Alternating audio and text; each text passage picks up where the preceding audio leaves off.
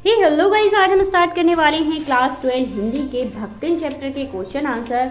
इस चैप्टर का first question है, भक्तिन अपना वास्तविक नाम लोगों से क्यों छिपाती थी? भक्तिन को यह नाम किसने और क्यों दिया था? तो आंसर रहेगा, भक्तिन का वास्तविक नाम था लक्ष्मी अर्थात लक्ष्मी। लक्ष्मी नाम समृद्धि और ऐश्वर्य का प्रतीक होता है। जैसे हम सब जानते हैं कि लक्ष्मी माता धन की लक्ष्मी होती हैं, परंतु यह नाम के साथ गुण नहीं मिलते थे। लक्ष्मी बहुत गरीब और समझदार है। वह जानती है कि समृद्धि का सूचक यह नाम गरीब महिला को शोभा नहीं देता। उसके नाम व भाग्य का विरोधाभास है।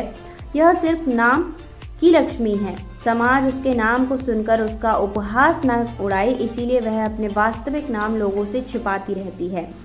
भक्तिन को यह नाम लेखिका ने दिया था। उनके गले में कंठी माला व मुड़े हुए सिर से वह भक्तिन ही लग रही थी। क्या था? उनके गले में कंठी माला थी और मुड़े हुए सिर से वो भक्तिन लग रही थी।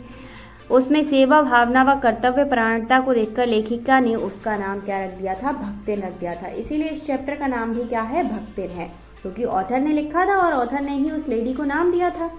इसके बाद आता है नेक्स्ट क्वेश्चन, 2 कन्या रत्न पैदा करने पर भक्तिन पुत्र महिमा में अंधी अपनी जेठानियों द्वारा घृणा व उपेक्षा का शिकार बनी। ऐसी घटनाओं से ही अक्सर यह धारणा चलती है कि स्त्री ही स्त्री की दुश्मन है। इससे आप क्या सहमत हैं?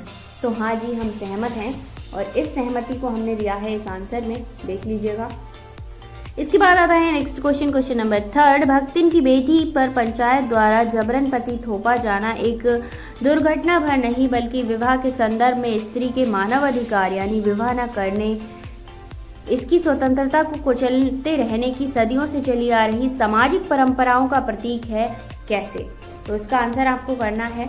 तो जबरदस्ती पति थोपा जाना एक गलत चीज़ थी। इसका आंसर आपको यहाँ पर दिया गया है, देख लीजिएगा। अगर मैं पूरा पढ़ूंगी तो बहुत ज़्यादा लेंदी हो जाएगी वीडियो और आप लोगों को दिक्कत हो जाएगी, क्योंकि आप हो जाते हैं बोर।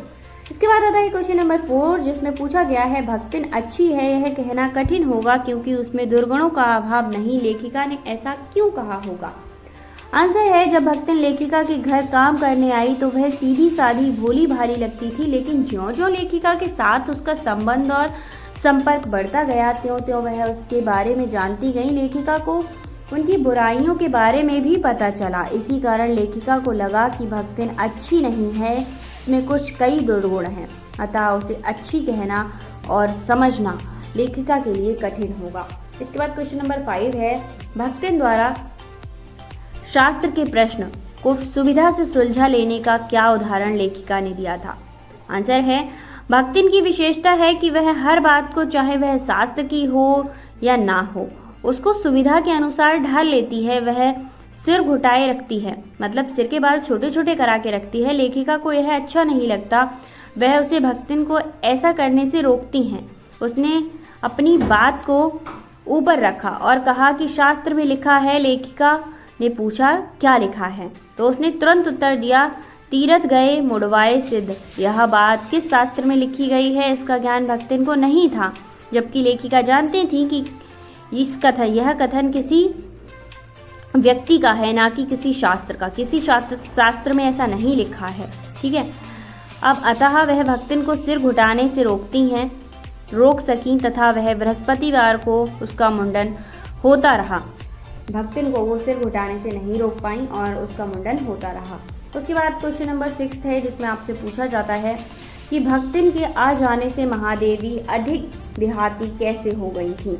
तो भक्तिन आ जाने से महादेवी ने लगभग उन सभी संस्कारों और क्रियाकलापों को अपना लिया था जो देहातों में अपनाए जाते हैं। देहातियों की हर वस्तु, घटना और वातावरण का प्रभाव महादेवी पर पड़ने लगा था। वह भक्तिन से सब कुछ जान लेती थी ताकि किसी बात की जानकारी अधूरी न रह जाए।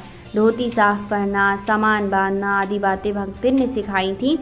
वैसे देहाती भाषा भी भक्तिन के आने के बाद भी महादेवी बोलने लगी थी। वैसे देहाती भाषा भी भक्तिन के आने के बाद वह बोलने लगी थी, मतलब महादेवी वर्मा जी बोलने लगी थी। इन्हीं कारणों से महादेवी देहाती हो गई थी। किसके आने से? भक्तिन के आने से वो देहाती हो गई थी।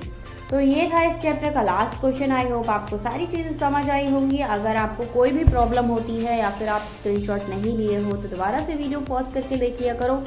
अदरवाइज़ आप मुझे कमेंट कर सकते हैं, मैं क्वेश्चन आंसर प्रोवाइड कराने की कोशिश करूंगी। आप मेरे इंस्टा अकाउंट rstudy10 पर जाकर मुझे मैसेज कर सकते हैं। मिलते हैं नेक्स्ट वीडियो में। अगर आपके फ्रेंड्स को इसकी ज़रूरत है शेयर ज़रूर करना।